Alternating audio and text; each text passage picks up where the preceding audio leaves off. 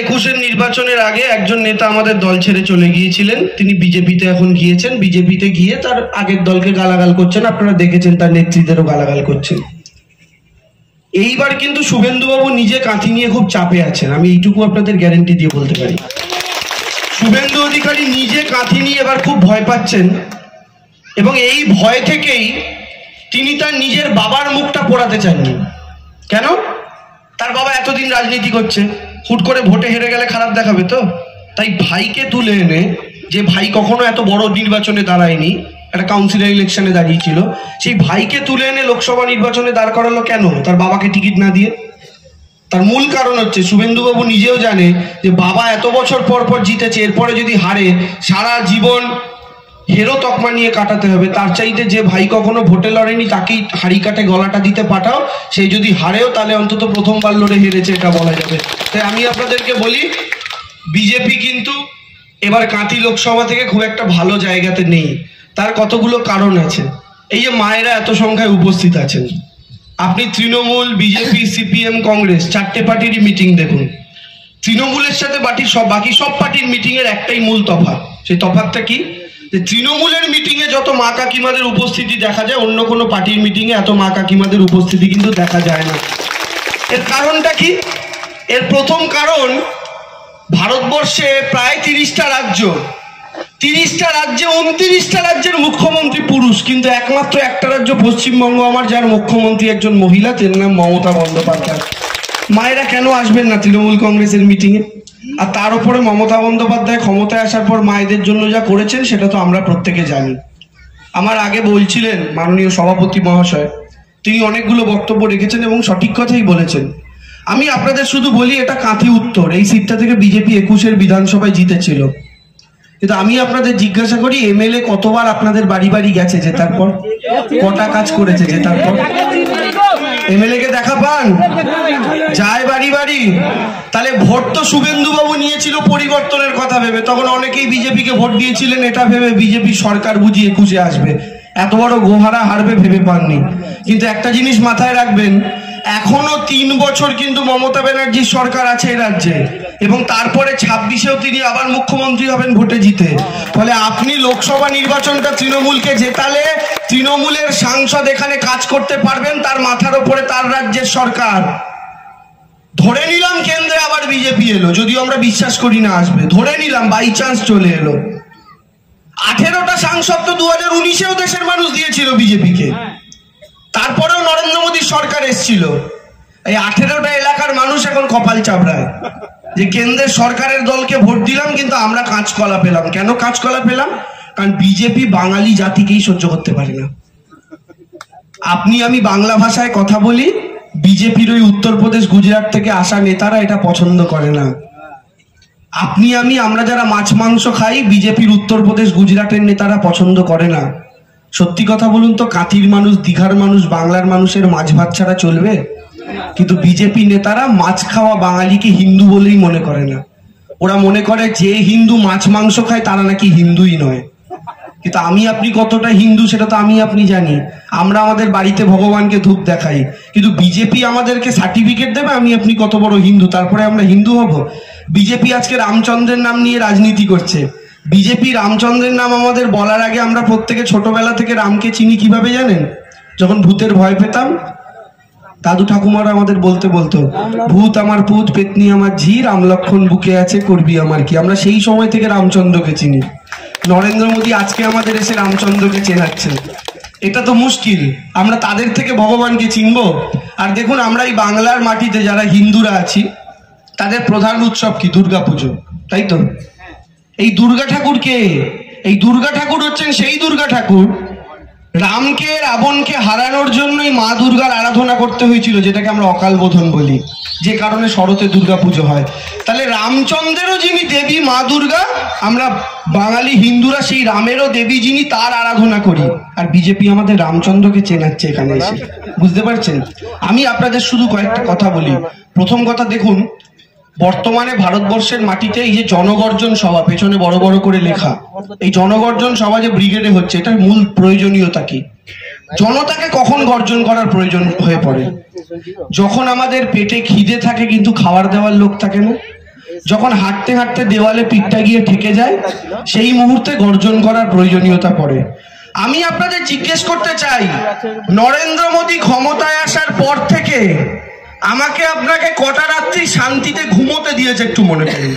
কেন বলছি শান্তিতে ঘুমোতে দেয়নি?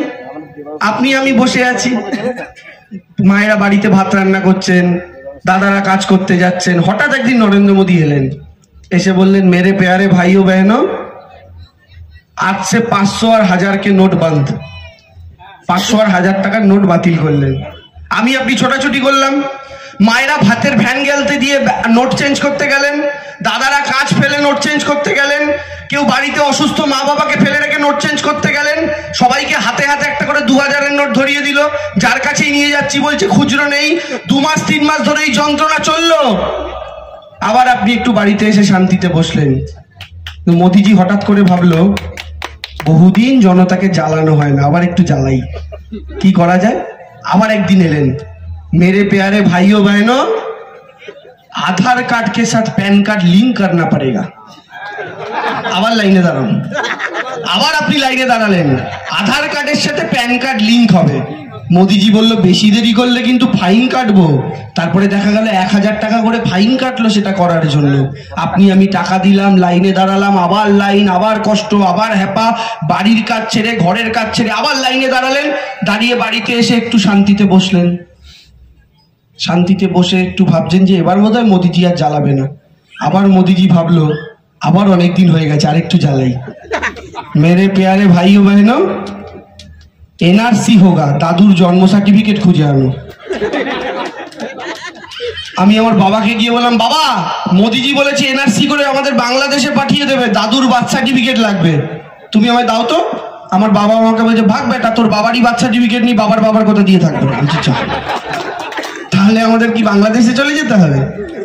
বলে তারপরে এই এনআরসির চক্করে কত মানুষ পঞ্চায়েতের বাইরে লাইন দিলেন, বিডিও অফিসের বাইরে লাইন দিলেন, ভাবলেন কাগজপত্রগুলো আছে কিনা দেখে নি, যদি আবার এনআরসি হয় তাহলে তোর দেশ ছেড়ে পালাতে হবে।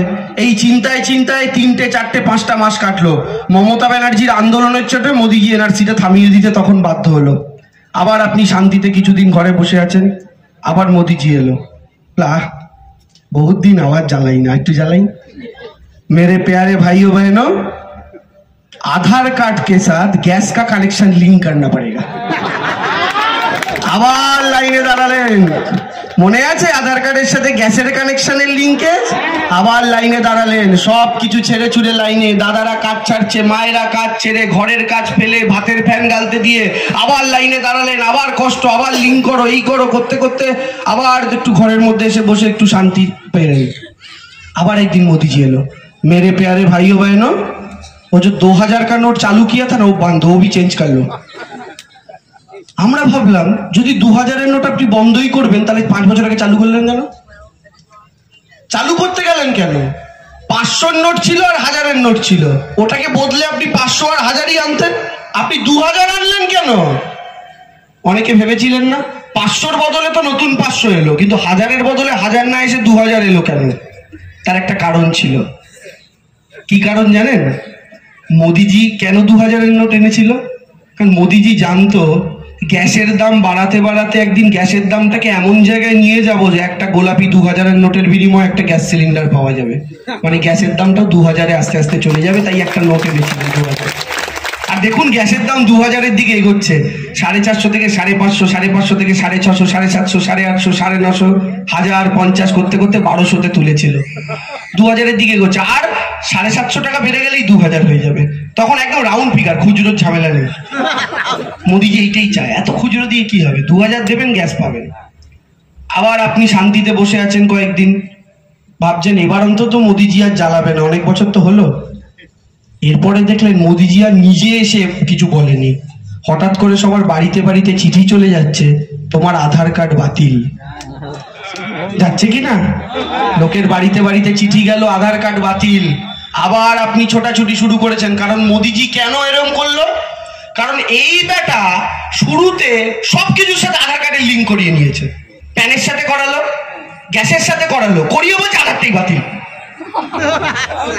মানে কি? তুমি বেটা গ্যাসের সুবিধাও পাবে না, প্যান কার্ডের সুবিধাও পাবে না, এবার মরগে।